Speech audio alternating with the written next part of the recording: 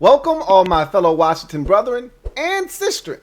I am your man and resident Washington football team fan, Lou. Thank you for joining me here on the Washington Football Report, a special Washington Football Report, as we continue our limited edition series of the positional rankings with this team around the National Football League and inside the NFC East. We've already knocked down 3 positions of 9 that we will talk about: quarterback, running back, and a wide receiver. Now we're going to turn our attention to the tight end position. And of the groups that I've covered to this point, this is the first time I've been surprised by the outcome of where we ranked amongst the league, because I kind of expected us to be outside of the top half of the league at the quarterback position, which we were. We were 19th overall. I expected us to be somewhere middle of the pack running back wise. We were 15th, so that's right around where I thought we would be with this young group of running backs that we have. And then I said with the wide receiver group, I don't think we're top 10 yet, but we're getting close, and we were 12th. So I felt kind of confident going in every one of those positions that we would be somewhere along the lines of where we ended up. I just assumed with the tight end position, this group isn't any good. It's very young. We don't know about it. And so I just assumed we're going to be somewhere between 22 and 27 in terms of where we rank league-wide. I was wrong. And I think it speaks to a greater discussion that this league doesn't have a ton of overly talented tight ends. When you look at the league as a whole and you go roster by roster and you look at the tight end groups of all these teams, there aren't many really good tight ends. And I remember when tight ends coach Pete Hainer said of Logan Thomas that he was a top 7 complete tight end in this league, and I scoffed at it and I said, Pete Hainer's just talking this guy up. He's crazy. That's a nonsensical statement he just made. Looking at the rest of the league, he's not top 7. Let me just go ahead and reiterate that right now. Logan Thomas is not a top 7 tight end. However, he's not that far off. There aren't that many good tight ends in the league. It is amazing to see how many teams don't really have an alpha in their tight end room. We're really going into the season hoping that a guy steps up, not really having a guy that has proven himself in this league to this point. So it is amazing looking at the lack of tight end dearth around the league. And maybe that's part of the reason why fellow stud tight ends Travis Kelce and George Kittle, along with ex-stud tight end Greg Olsen, started that tight end university, because there aren't as many talented guys at their position in the league. And in order to push the bar up and get everybody paid, you need guys to ball out. If there aren't enough guys balling out, the tight end position will continue to get lowballed. So I don't know, man. I was really fascinated by how much higher on the list we were than I expected us to be. That said, let's jump into where we are in the division first, and then we'll come back around and talk about where Washington ranks overall in the league at the tight end position. So we start this discussion in the NFC East, and I think the team that has the worst tight end group in the division resides in Dallas. So this is the group of tight ends that the Dallas Cowboys will be picking their group from, their room from. They'll probably end up with 3 guys on their roster out of this group. More likely than not, it'll probably consist of Blake Jarwin, Dalton Schultz, and maybe Jeremy Sprinkle. That's who they signed. Sprinkle me, bitch. Sprinkle me. From Washington, we know that Jeremy Sprinkle's nobody's 1 or 2. I think Jeremy Sprinkle could be a serviceable 3rd tight end in this league. The problem in Washington is he was always our 2nd best tight end, and that's never good. Maybe there was a stretch there. I don't know if he crossed paths with Jordan Reed or not in Washington, but I think there might have been a time when he was the 3rd tight end behind Reed and Davis, but there was more opportunity at the 2 for Jeremy Sprinkle than, at the 3, and that was a problem. So when you look at this group, it's an uninspiring group. I was actually a massive Blake Jarwin fan. He got injured last year, so that kind of cooled me off on him. Dalton Schultz, I thought, stepped in and was magnificent in his absence, but when you look at the totality of this group, nobody gets you all that excited. And I would tell you right now that our guy is better than their guys, Blake Jarwin and Dalton Schultz. Now, a healthy Blake Jarwin, and from what I saw with Dalton Schultz, they're not that far behind. But when I look at the totality of this group, it's uninspiring. I wouldn't trade our guys for their guys, not at all.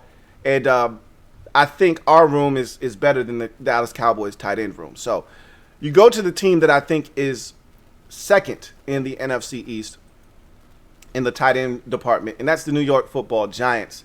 Evan Ingram is an enigma, obviously. He's probably one of the most talented tight ends in the entire league, yet his production speaks of inconsistency and just a lack of the ability to make the plays that are there to be made. And Giants fans are probably frustrated with him, and they should be, rightfully so. They make the playoffs if Evan Ingram can catch last year. But that's nor here nor there. The bottom line is, and you're talking talent, Evan Ingram has it in spades. And I'd take Evan Ingram on this team 10 times out of 10, despite his inability to catch the football consistently. He'll get open.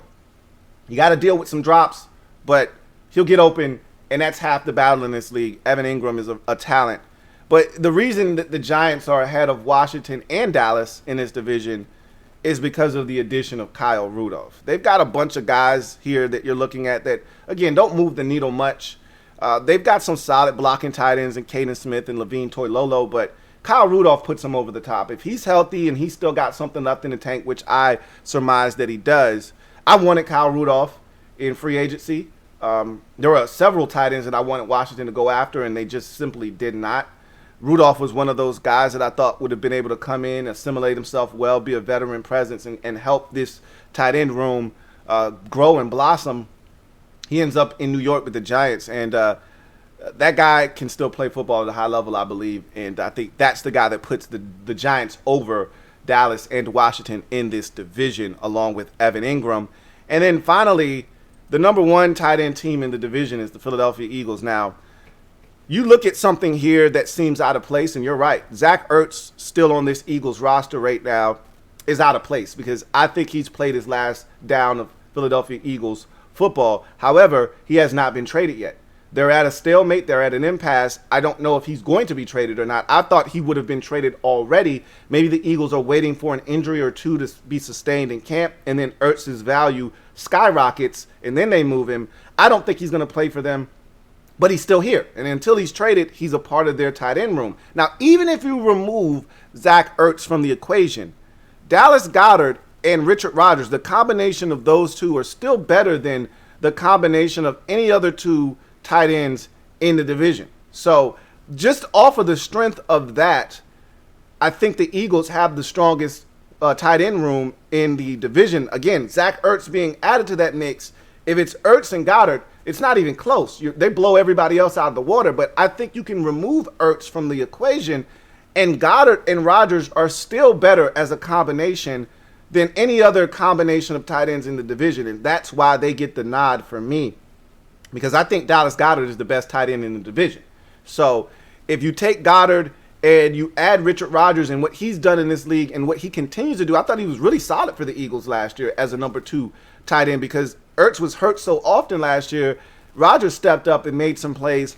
He can still do that. And, you know, what's crazy is he was in Washington, and we allowed him to walk away, and he was better than any second tight end, third tight end, or anything we had on our roster, which was amazing. I don't know if he just had a poor camp. They weren't impressed. They wanted to give some of the younger guys that they've been working with over the years, Tamarick Hemingway and Marcus Ball. They've been working with those guys since the Carolina days. They wanted to give those young guys an opportunity in Washington, but Richard Rodgers was better than both of those guys, and that proved to be the case in Washington. If they would have kept Richard Rodgers, I think they would have gotten more production out of the tight end position last year than they did. That said, I really think that this is the best group in the NFC East. So Eagles 1, Giants 2, Washington 3, and Dallas comes in fourth. Now, the thing about the Washington tight end position group is that it's very, very young. We really don't know much outside of Logan Thomas. Now, Logan Thomas is our saving grace. The reason that we rated so highly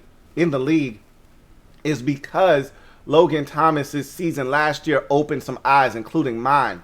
I wasn't high on Logan Thomas. You guys know that going into the season, but I said I was going to take a wait-and-see approach, but I wasn't floored by Logan Thomas's skill set, and I didn't think he would come in and do the things that he did a season ago. He was tremendous. Led the team, or I shouldn't say led the team. He was right there among the team leaders in receptions. And when you look at the list of tight ends last year, I think he was like 4th or 5th in tight end receptions in the league. He was exceptional last year, almost had 700 yards receiving, but keeping its proper perspective. Logan Thomas, much like a lot of tight ends, probably 85-90% of the tight ends in the league right now, he didn't have over 1,000 yards receiving in his career. Okay? That's astonishing. But remember, last year was his first opportunity to be the guy, to be a starter in this league. And he took full advantage. So my expectations for him are through the roof. I think this guy has tremendous potential. And with a quarterback like Ryan Fitzpatrick, I think his numbers may even blossom. It's crazy because with Alex Smith being the quarterback, you knew he was going to get a lot of opportunities because of the check down nature of Alex Smith. But I think he might be able to stretch the football field vertically with all the targets on the outside now.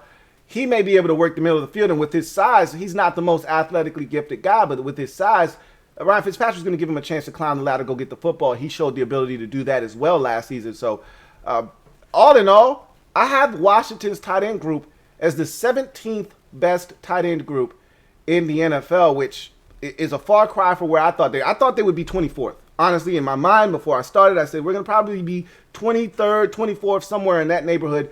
17th is a lot better than I thought. And let's go through the list quickly as I give you the teams that I think rank ahead of Washington and the teams that I think rank behind them.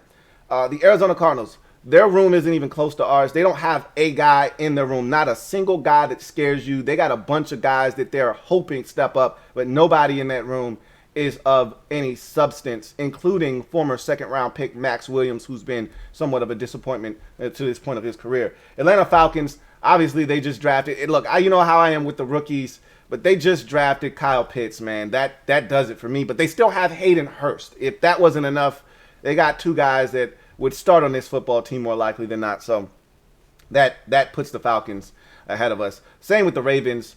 They got one of the best tight ends in football, a guy that I think is severely underrated in Mark Andrews. He's one of the best tight ends in football nobody really talks about. So you add him to the mix. They got one of the better blocking tight ends as well on their football team. And Nick Boyle, who we were interested in when he was a free agent 2 years ago.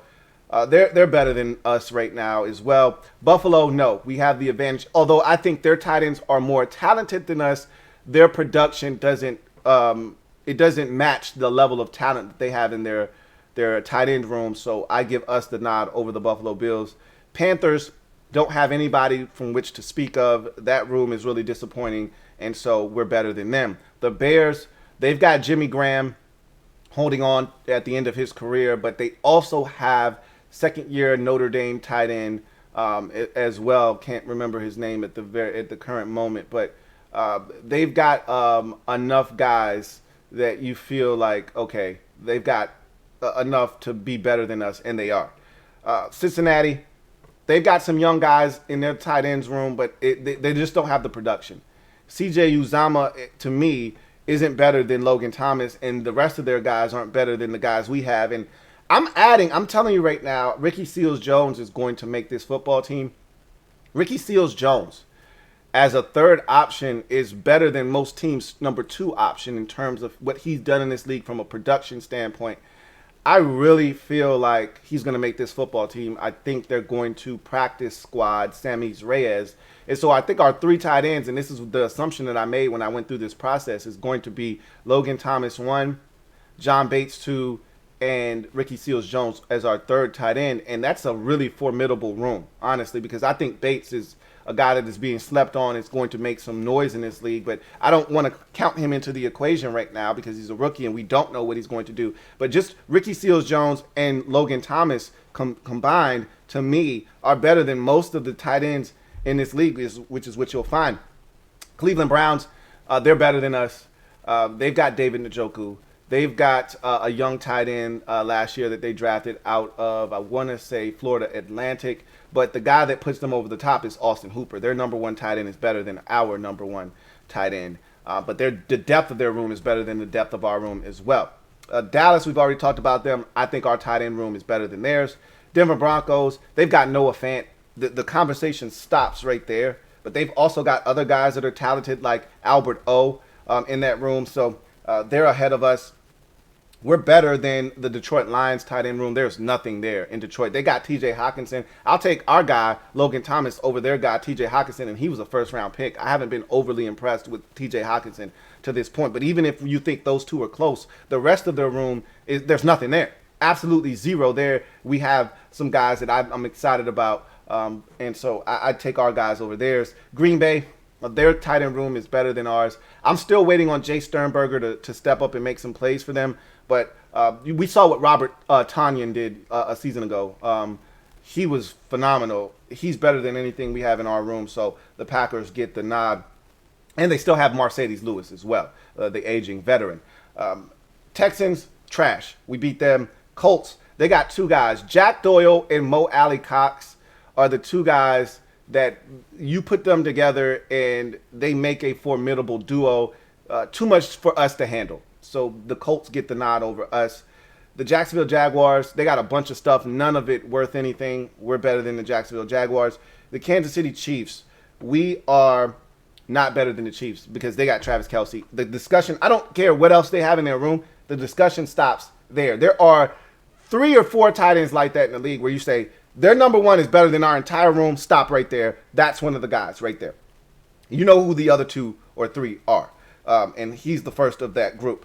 The Chargers, they got stuff, but none of it is better than ours. Hunter Henry leaving their room really cripples their tight end room. They did add Jared Cook Jr. I think he's very comparable to Logan Thomas. I'd take Logan Thomas at this point of his career over Jared Cook. And the rest of their room, doesn't get me excited. I'll take our guys over theirs. Rams, the loss of a guy that I really wanted in free agency, Gerald Everett, was huge to their room. They still got Tyler Higbee. They got some other guys. They drafted another guy this year that they're excited about. They had a guy that they drafted last year in Bryson Hopkins. We'll see if any of those guys develop, but at the current moment, I take our guys over theirs. They got more talent in their tight end room than we do, but I'll take our guys right now as it currently stands over their guys. The Raiders, that's another one of those guys. Their guy at number 1 is better than anything we have in our locker room, probably combined, similar to the Chiefs. What they have in Darren Waller dwarfs everything in our room, so they get the nod. I love their backup tight end. I'd take him in a heartbeat. He'd probably be our number 1 or number 2 if Foster Moreau, but that's nor here nor there. Miami Dolphins, same thing. Mike Gesicki is ascending in this league. I think he's going to turn into a star here in a bit. Take him over anybody we have in our tight end room. And they got stuff. And they drafted another guy that's going to come in and probably elevate their tight end room. Not to mention they already had a couple of guys, Adam Shaheen and Durham Smythe. They're loaded at tight end. Their talent and depth are better than ours. Dolphins get the nod. Vikings, they lose Kyle Rudolph. They've got Irv Smith Jr.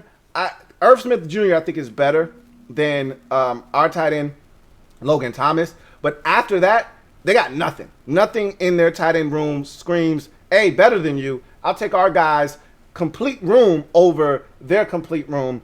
So we get the nod over the Vikings. Patriots, they overhauled their tight end position. We know what they did. Hunter Henry, Jonnu Smith, that's enough to put them over the top. They're better than us. The Saints, losing Jared Cook, they got nothing out. They're expecting a huge second-year leap from Adam Troutman, a guy they drafted last year. We'll see if he takes that leap or not. But they got nothing in New Orleans right now. Like, looking at their offense, it's really like, I don't really know what they're going to do without Drew Brees. We're going to see. Maybe they have more offensive weapons than we think. But I'm not blown away by their tight end position. We're better than them. Giants, talked about them already. They're better than us. Jets, don't love their tight end room. They've got some stuff, but none of it is better than ours. I'll take our tight ends over the Jets. Eagles, talked about them. They're better than us already. Steelers, they've got Eric Ebron, and they drafted Pat Freiermuth in the second round out of Penn State. That's enough to put them over the top. I get it. He's a rookie, but I know what Pat Freiermuth is going to come in. Just like I know what Kyle Pitts is going to come in the league and do. I know what Pat Freiermuth is going to come in the league and do. He's that good. They're over us. Plus, Ebron is Ebron. So the 49ers, another one of those teams with the tight end where Just say that one name, and that cancels out everything else. George Kittle, end of discussion, drop the mic. They got a second tight end on their team that I'd take as our number 2 tight end in a heartbeat as well, and Dwelly, Ross Dwelly. So 49ers have us beat. Seahawks, they added Gerald Everett, who I really like. I wanted him here in Washington, but he's going to probably be their number 1 tight end. That's not enough to beat our guys. I'd take Logan Thomas over Gerald Everett right now if we're going head-to-head, one-on-one, even though I think Everett's the better athlete. We're better than the Seahawks as a total room. I think we got a better group. Buccaneers, man, they might have the most talented tight end group in the league. They go 3 deep, and their 3 tight ends could start on any team in the league just about, with the exception of Kansas City, Denver, Miami, Vegas, and San Francisco. The Buccaneers probably have a tight end. Any one of their 3 tight ends could start around the league, with the exception of those places that I named, and throw Baltimore in there as well. So they got us beat. And the Titans, the loss of Jonnu Smith cripples their tight end room. They still got a guy that I really love at the tight end position that I thought was severely underrated. However, he's not enough by himself. So our room is better than theirs, even though they got a guy that I like probably more so than Logan Thomas, as a pass catcher, that is. I don't really know about him as a run blocker and Anthony Ferkser, but in any event, that's how we get to 17. I'm excited about that. I'm excited about the fact that we're not in the 20s somewhere. The fact that I looked at all these teams and we reside at 17 speaks volumes to the growth of Logan Thomas, number 1, but the potential depth of this room. This was a weakness. This was a clear weakness last year. If I would have done this last year, we would have probably been 30th, 31st, or 32nd in the league at the tight end position. The fact that a year later we're now right around the middle of the pack at 17 speaks volumes about Logan Thomas's growth and development, but also the potential of the rest of this room. And don't sleep on, the tight end that we just added. I wanted Sammy Reyes to produce, and maybe he still will. There's a chance, outside chance, very small chance, that he could show well in camp and in the preseason and make this football team. But more likely than not, Ricky Seals-Jones is going to be the 3rd tight end on this team. That's not a bad 3rd tight end to have, guys. It's actually a really good option to have as your 3rd tight end, if we're being honest with one another. So really excited about the tight end group. Really excited about the growth of this tight end group and the room for growth. So what says you? Where do you think this tight end group ranks? Do you think I got it right? Do you think I got it wrong? Where do you have this tight end group ranked? Let me know. Leave it down in the comment section along with a like. And if you haven't already done so, please subscribe to the Louie T Network for more great content. I am a Washington fan, etched in burgundy and gold. A Washington spirit will never die. Washington spirit will never fold. Until we meet again, hail to our beloved Washington football team. If you haven't already done so, please do me a huge solid. Touch the like button. Subscribe to the Louie T Network and turn on your notification bell so you don't miss a thing. Training camp is right around the corner, and there's going to be tons of coverage coming out of the Louie T Network as always, so you don't want to miss it. Make sure you sub up, turn on that notification bell. Until next time, here on the Positional Rankings series, I'm your man Louie T. Get off the bench, get in the game, kick it with me. Have a good one.